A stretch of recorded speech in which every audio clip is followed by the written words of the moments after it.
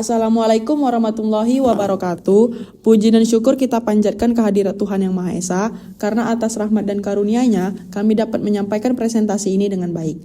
Pada kesempatan ini, kami akan mempresentasikan dan menjelaskan putusan Pengadilan Negeri Jakarta Utara nomor 690-PDT-G-2024-PN Jakarta Utara, yang merupakan perkara perdata mengenai wan prestasi. Putusan ini penting untuk dipelajari karena memberikan gambaran nyata tentang bagaimana hukum acara perdata diterapkan secara langsung di pengadilan, khususnya dalam perkara wan prestasi yang sering terjadi dalam praktik bisnis. Melalui presentasi ini, kami akan menguraikan secara runtun, mulai dari identitas para pihak, hubungan hukum, kronologi perkara, posita dan petitum gugatan, pembuktian, pertimbangan hakim, hingga amar putusan. Penjelasan ini akan disampaikan secara bergantian oleh masing-masing anggota kelompok. Penggugat dalam perkara ini adalah PT De Univenus, yaitu sebuah perseroan terbatas yang bergerak di bidang perdagangan besar mesin, peralatan, dan perlengkapan lainnya. Dalam hubungan hukum yang menjadi pokok perkara, penggugat berkedudukan sebagai pihak penjual barang kepada tergugat. Penggugat menjalankan kegiatan usahanya secara sah dan berkelanjutan. Dalam persidangan, penggugat bertindak melalui direksi perusahaan yang sah serta menunjuk kuasa hukum berdasarkan surat kuasa khusus sehingga memenuhi syarat formil sebagai pihak yang berhak mengajukan gugatan. Dengan demikian, kedudukan hukum penggugat sebagai subjek hukum perdata yang cakap dan berwenang telah terpenuhi. Tergugat dalam perkara ini adalah PT Perisa Bangkit Bersama, yaitu perusahaan yang bergerak di bidang perdagangan besar barang dari kertas dan karton. Dalam hubungan hukum dengan penggugat, tergugat berkedudukan sebagai pihak pembeli barang yang memiliki kewajiban utama untuk melakukan pembayaran sesuai perjanjian. Tergugat memiliki alamat terakhir di wilayah Jakarta Utara sebagaimana tercantum dalam berkas perkara. Namun, selama proses persidangan berlangsung, tergugat tidak pernah hadir dan tidak menunjuk kuasa hukum. Tidak hadiran ini berdampak langsung pada jalannya pemeriksaan perkara di pengadilan. Hubungan hukum antara penggugat dan tergugat telah terjalin sejak tahun 2009. Hubungan tersebut berupa kerjasama jual beli barang yang dilakukan secara terus-menerus. Dalam hubungan ini, para pihak itu telah menyepakati jenis barang, jumlah, harga, serta mekanisme pemesanan dan pembayaran. Kesepakatan tersebut menimbulkan hak dan kewajiban yang saling mengikat. Penggugat berkewajiban menyerahkan barang sesuai pesanan, sedangkan tergugat berkewajiban melakukan pembayaran tepat waktu. Hubungan hukum ini sah menurut hukum perdata karena memenuhi syarat sah perjanjian, yaitu kesepakatan, kecakapan, objek tertentu, dan sebab yang halal. Pada tahun 2023, tergugat kembali melakukan pemesanan barang kepada penggugat melalui purchase order. Pemesanan tersebut dilakukan sebagaimana praktik kerjasama sebelumnya. Menindaklanjuti pesanan tersebut, penggugat mengirimkan barang sesuai dengan jenis dan jumlah yang disepakati. Pengiriman ini dibuktikan dengan surat jalan dan delivery note. Setelah barang diterima oleh tergugat, penggugat menerbitkan 2 invoice sebagai dasar penagihan. Dalam invoice tersebut ditentukan bahwa pembayaran dilakukan paling lambat 30 hari sejak invoice diterima oleh tergugat. Pada awal pelaksanaan hubungan jual beli, pembayaran dari tergugat berjalan dengan lancar dan tertib. Namun, sejak bulan Maret 2023, mulai terjadinya kemacetan pembayaran. Tergugat tidak melunasi kewajiban pembayaran meskipun telah melewati jatuh tempo, sebagaimana tercantum dalam invoice. Hingga bulan Oktober 2023, masih terdapat sisa utang yang belum dibayarkan kepada penggugat. Jumlah sisa utang tersebut adalah sebesar Rp163.856.210. Dan keadaan inilah yang menjadi dasar terjadinya wan prestasi.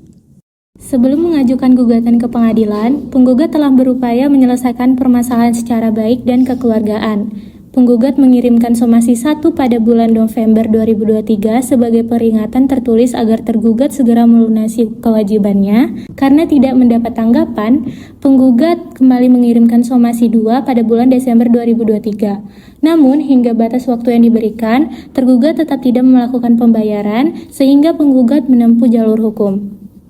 Dalam posita gugatannya, penggugat menjelaskan bahwa telah terjadi perjanjian jual beli yang sah dan mengikat. Penggugat juga menyatakan bahwa seluruh kewajibannya telah dilaksanakan, yaitu dengan mengirimkan barang sesuai pesanan. Sebaliknya, tergugat dinilai lalai karena tidak melakukan pembayaran meskipun telah diberikan peringatan. Kelalaian tersebut memenuhi unsur wan prestasi, sehingga penggugat meminta perlindungan hukum kepada pengadilan.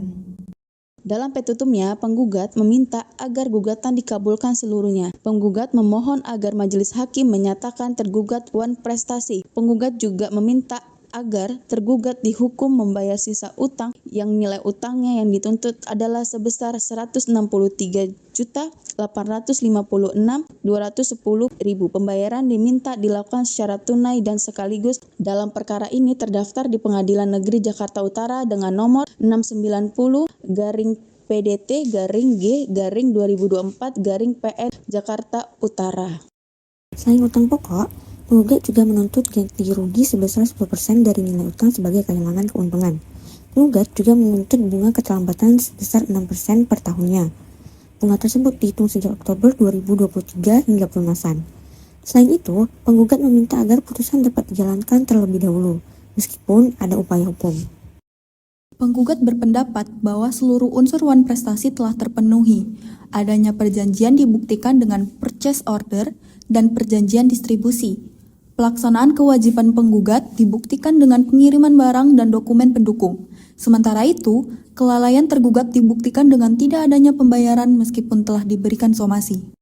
Selama proses persidangan, tergugat tidak pernah hadir, meskipun telah dipanggil secara sah dan patut sebanyak 3 kali. Tergugat juga tidak mengirimkan wakil maupun menunjukkan kuasa hukum. Akibatnya, perkara diperiksa tanpa kehadiran tergugat atau disebut pemeriksaan flash track. Dalam kondisi tersebut, dalil-dalil penggugat dianggap tidak dibantah. Untuk membuktikan gugatannya, penggugat mengajukan alat bukti surat. Bukti tersebut meliputi purchase order, invoice, surat jalan, somasi, dan perjanjian distribusi. Seluruh surat bukti tersebut diberikan tanda P1 sampai dengan P8. Majelis hakim menilai bukti-bukti tersebut sah, relevan, dan mendukung dalil wan prestasi tersebut. Selain bukti surat, penggugat juga menghadirkan satu orang saksi bernama Julius Winarta. Saksi merupakan sales manager PT The Univenus dan mengetahui langsung hubungan kerja sama para pihak. Saksi juga menjelaskan proses pemesanan, pengiriman barang, hingga kemacetan pembayaran. Keterangan saksi diberikan di bawah sumpah dan memperkuat bukti tertulis. Majelis hakim menilai bahwa hubungan jual beli antara para pihak terbukti secara sah. Penggugat dinilai telah melaksanakan seluruh kewajibannya. Sebaliknya, tergugat terbukti lalai dalam melakukan pembayaran. Kelalaian tersebut memenuhi unsur wan prestasi, sehingga gugatan dinilai beralasan. Majelis hakim mempertimbangkan setiap petitum satu persatu. Tuntutan bayaran utang pokok dan bunga 6% per tahun dikabulkan. Namun, tuntutan ganti rugi 10% ditolak karena tidak cukup bukti. Permohonan putusan serta merta juga ditolak.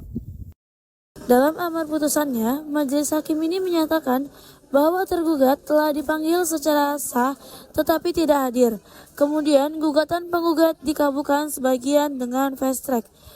Tergugat dinyatakan telah melakukan wan prestasi dan dihukum untuk membayar uang pokok serta bunga. Kemudian juga tergugat dihukum untuk membayar biaya perkara. Putusan ini menegaskan bahwa setiap perjanjian yang sah wajib dilaksanakan dengan itikat baik. Kelalaian dalam memenuhi kewajiban akan menimbulkan akibat hukum. Hakim hanya mengabulkan tuntutan yang terbukti secara sah dan meyakinkan. Demikian presentasi yang dapat kami sampaikan. Terima kasih atas perhatian. Wassalamualaikum warahmatullahi wabarakatuh.